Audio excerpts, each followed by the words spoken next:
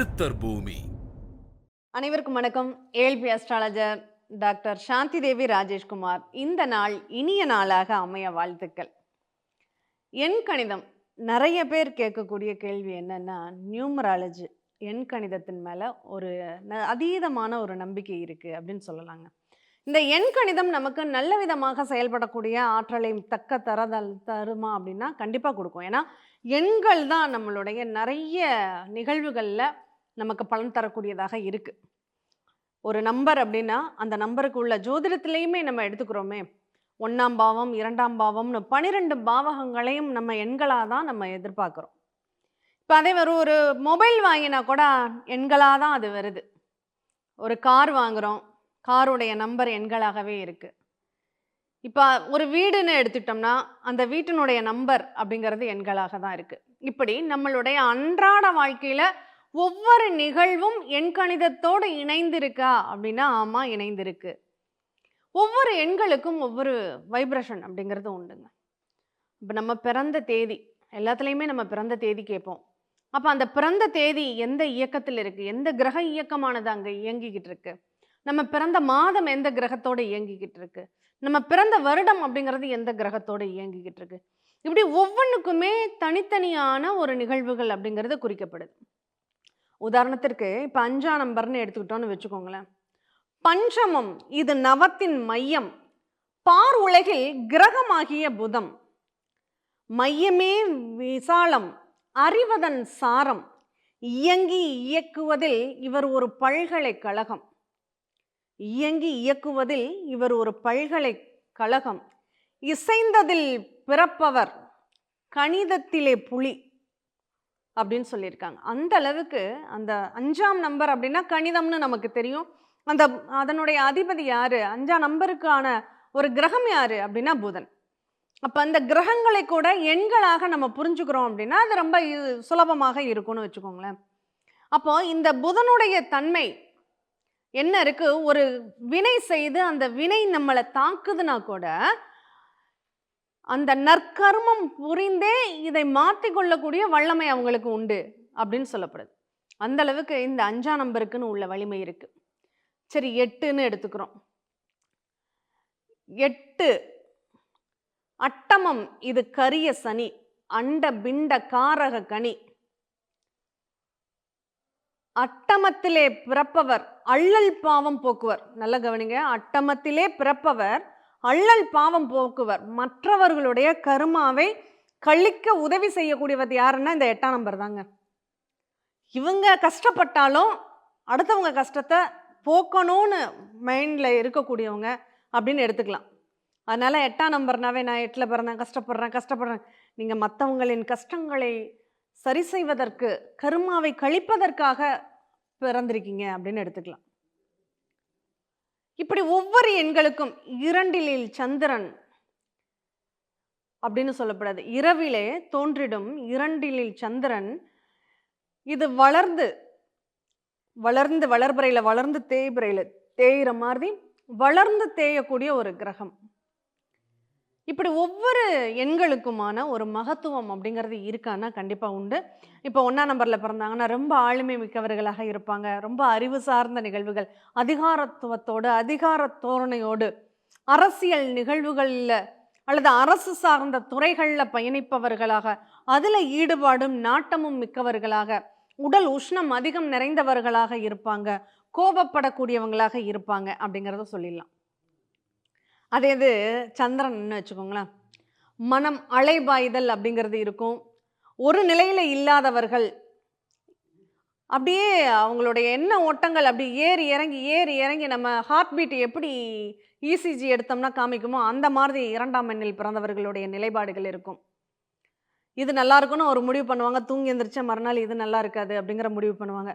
பூட்டின கதவை கூட இழுத்து பார்த்து பூட்டிட்டோமா, சிலிண்டரை ஆஃப் பண்ணிட்டோமான்னு கதவை பூட்டிட்டு வந்துட்டு கூட போய் மறுபடியும் திறந்து பார்த்து செக் பண்ணக்கூடியவங்களாக இருப்பாங்க. அப்போ அந்த அளவுக்கு 2ஆம் எண்ணுடைய ஆதிக்கம் அந்த மாதிரி வேலை செய்யும். இதுவே 9, இந்த 9னுடைய செயல்பாடு எப்படி இருக்கும், அங்கே செவ்வாயினுடைய அதிகாரம் இருக்கும், ஆணவம் இருக்கும், அகங்காரம் இருக்கும், ஒரு போர்க்குணம் அப்படிங்கிறது இருக்கும். அப்போ இதனுடைய செயல்பாடுகள் ஒரு டிசிப்ளினாக, ஒரு மிலிட்ரி மேனுக்கு உண்டான ரூல்ஸ் அதை ஃபாலோ பண்ணக்கூடியவங்களா இருப்பாங்க. இது குருவுடைய ஆதிக்கம் எப்படி இருக்கும்? ரொம்ப சாஃப்டா, ஸ்ட்ராங்கா, இதை பண்ணினா உனக்கு நல்லா இருக்கும் அப்படிங்கிற மாதிரி அறிவுரை சொல்லக்கூடிய, அனுபவத்தையே அறிவுரையாக கொடுக்கக்கூடிய வல்லமை வந்து அவங்களுக்கு உண்டு. இப்படி ஒவ்வொரு எண்களுக்கும் 3ஆம் நம்பர்ல பிறந்தா குரு, 5ஆம் நம்பர்லன்னா அது புதன், 9 அப்படின்னா செவ்வாய் அப்படின்னு கிரகங்களை எண்களாக எடுத்துக்கிட்டாலும் அதனுடைய தன்மை நமக்கு இயல்பாக பேசும். இந்த நியூமராலஜியில் நிறைய மெத்தட்ஸ் இருக்கு. ஒன்று சிங்கிள் நம்பராக எடுத்துக்கலாம், டபுள் நம்பராக எடுத்துக்கலாம், ட்ரிபிள் நம்பராக எடுத்துக்கலாம், 4 நம்பராக எடுத்துக்கலாம். இதெல்லாம் இணைச்சு பிரமிடா ஒரு நம்பரை கொண்டு வரலாம். இப்படி பல நிகழ்வுகள் இந்த எண்கணிதத்தில் இருக்குங்க. இதில் நம்ம இன்னைக்கு என்ன பார்க்க போறோம்னா, அட்சயத்தில் ஏஎல்பியினுடைய எண்கணிதம். இந்த அட்சய ராசியில் அட்சய லக்னத்திற்குன்னு உள்ள எண்கணிதம் அப்படிங்கிறத திரு பொதுவுடை மூர்த்தி சார் அவங்க உருவாக்கியிருக்காங்க. அது ஏஎல்பி சாஃப்ட்வேர் வாங்கியிருக்கீங்கன்னா அந்த சாஃப்ட்வேரில் நியூமராலஜி அப்படிங்கிற தனி ஆப்ஷன் ஒன்று கொடுக்கப்பட்டிருக்கும்.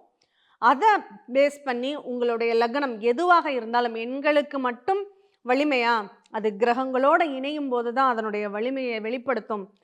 அந்த கிரகங்களுடைய காரணங்களுக்கு தகுந்த மாதிரி, அதனுடைய ரூபங்களுக்கு தகுந்த மாதிரி தான் அதனுடைய செயல்பாடுகள் இருக்கும் அப்படிங்கிறத நம்ம இந்த நேரத்தில் புரிஞ்சுக்க முடியுது.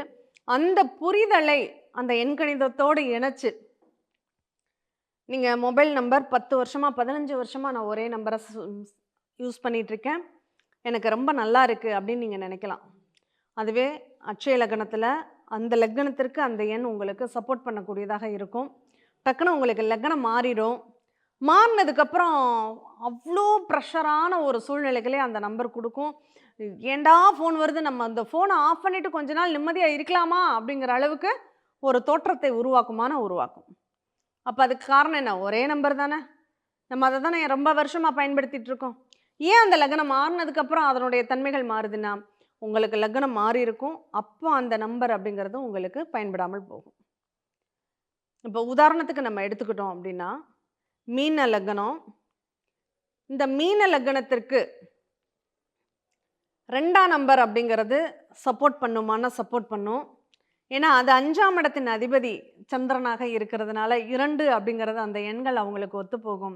இந்த 2ஆம் எண்ணு அவங்க பயன்படுத்துகிறாங்க, சந்தோஷமாக பயன்படுத்துவாங்க, நல்ல அவங்களுடைய எண்ணங்களை எல்லாம் வெளிப்படுத்த ஆற்றல் பெற்றவர்களாக இருப்பாங்க.